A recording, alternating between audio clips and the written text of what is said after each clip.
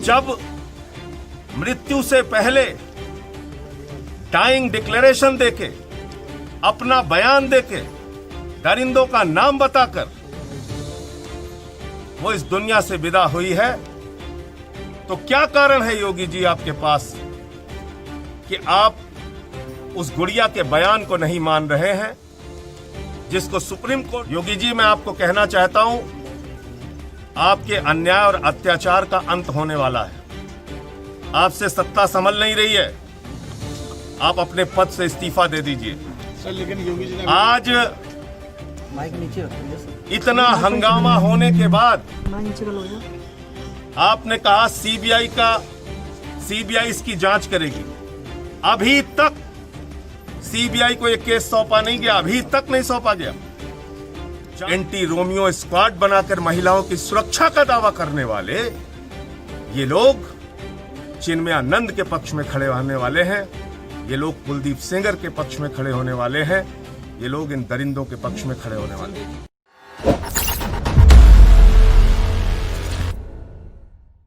ये हाथरस की गुड़िया के कांड ने पूरे देश की आत्मा को झकझोर कर रख दिया है। पूरा देश इस घटना को लेकर विचलित है, सड़कों पर उतरा है। और परिवारजनों से अभी जो बातचीत हुई, माता पिता ने जो बताया, जिस तरह से योगी सरकार ने इस पूरे मामले पर पर्दा डालने की कोशिश की, दरिंदों को बचाने की कोशिश की, इससे बहुत स्पष्ट होता है कि योगी के राज में बेटियों के लिए कब्रगाह बन गया है उत्तर प्रदेश। इस बच्ची के साथ दरिंदगी हुई, 8 दिन तक एफआईआर नहीं लिखी गई, अस्पताल में ठीक से इलाज नहीं मिला, गले की हड्डी तोड़ दी गई, कमर की हड्डी तोड़ दी गई, जुबान काट ली गई। इतनी दरिंदगी और हैवानियत के बाद अत्याचार की पराकाष्ठा देखिए कि मृत्यु होने के बाद शव भी परिवार को नहीं दिया गया। ऐसी जालिम सरकार हिंदुस्तान में कभी किसी ने नहीं देखी होगी कि परिवार को चेहरा तक नहीं देखने दिया गया। और जब जला दिया गया शव को, सारे सबूत मिटा दिए गए, दूसरे दिन योगी सरकार के अधिकारी का बयान आता है कि गुड़िया के साथ बलात्कार हुआ ही नहीं। जब मृत्यु से पहले डाइंग डिक्लेरेशन देके, अपना बयान देके, दरिंदों का नाम बताकर वो इस दुनिया से विदा हुई है, तो क्या कारण है योगी जी आपके पास कि आप उस गुड़िया के बयान को नहीं मान रहे हैं, जिसको सुप्रीम कोर्ट भी मानता है, उसको आप मानने के लिए तैयार नहीं है। इसका मतलब साफ है कि आपकी पूरी की पूरी सरकार उन दरिंदों को, उन वहसियों को बचाने में लगी हुई है। और उसके बाद जिस तरह से यहां पर तुगलकी शासन हमें देखने को मिला, तमाम आप बहादुर रिपोर्टर्स के साथ, महिला रिपोर्टर्स के साथ, मैंने देखा तनुश्री पांडे हो, चाहे प्रज्ञा मिश्रा हो, भारत समाचार की प्रतिमा एबीपी की, सारी रिपोर्टर्स के साथ किस किस तरीके से धक्के मार के गिराया गया, इनको बदसलूकी की गई। योगी जी, मैं आपको कहना चाहता हूं, आपके अन्याय और अत्याचार का अंत होने वाला है। आपसे सत्ता संभल नहीं रही है, आप अपने पद से इस्तीफा दे दीजिए। सर, लेकिन योगी जी ने आज माइक नीचे रखिए सर। इतना हंगामा होने के बाद माइक नीचे का लोग आपने कहा सीबीआई इसकी जांच करेगी। अभी तक सीबीआई को यह केस सौंपा नहीं गया, अभी तक नहीं सौंपा गया।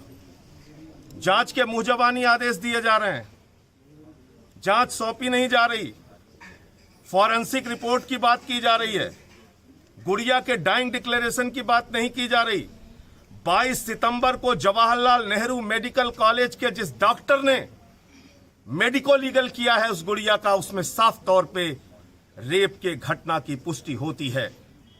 अगर मेडिकल रिपोर्ट कह रही है कि रेप हुआ है, अगर गुड़िया का बयान कह रहा है कि उसके साथ दरिंदगी हुई है, तो उसके बावजूद अगर योगी सरकार बेशर्मी के साथ उन दरिंदों को बचाने पे लगी है तो इसका मतलब साफ है कि बेटी बचाओ का नारा देने वाले, अपने आप को चौकीदार कहने वाले, एंटी रोमियो स्क्वाड बनाकर महिलाओं की सुरक्षा का दावा करने वाले, ये लोग चिन्मयानंद के पक्ष में खड़े होने वाले हैं, ये लोग कुलदीप सेंगर के पक्ष में खड़े होने वाले हैं, ये लोग इन दरिंदों के पक्ष में खड़े होने वाले हैं। दूसरी बात, अभी भी सरकार ने बयान दूसरी बात, जितनी बातें परिवार ने बताई, इनकी सुरक्षा को लेकर गंभीर खतरा है और कोई भी बड़ी घटना इनके साथ हो सकती है।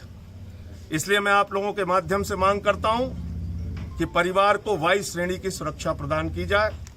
इस पूरे मामले की सुप्रीम कोर्ट के जज के निगरानी में जांच कराई जाए। सीबीआई की जो जांच हो रही है वो सुप्रीम कोर्ट के जज की निगरानी में हो और जिन लोगों ने इस मामले पे, रेप के मामले पे पर्दा डालने की कोशिश की या यहां पत्रकारों से अभद्रता की, विपक्ष के लीडर्स को आप जानवरों की तरह मार रहे हो, किसी को धक्का देके गिरा दे रहे हो, किसी का हाथ पकड़ के खींच ले रहे हो, किसी को लाठियों से पीट रहे हो, दादागिरी मचा रखी है। इसलिए, और मैं अभी आया हूं यहां पे, आप देखिए पूरा छावनी की तरह तब्दील कर रखा है। जैसे मालूम हो रहा है कि ये हिस्सा, इस गरीब बेटी के घर का हिस्सा हिंदुस्तान में आता ही नहीं।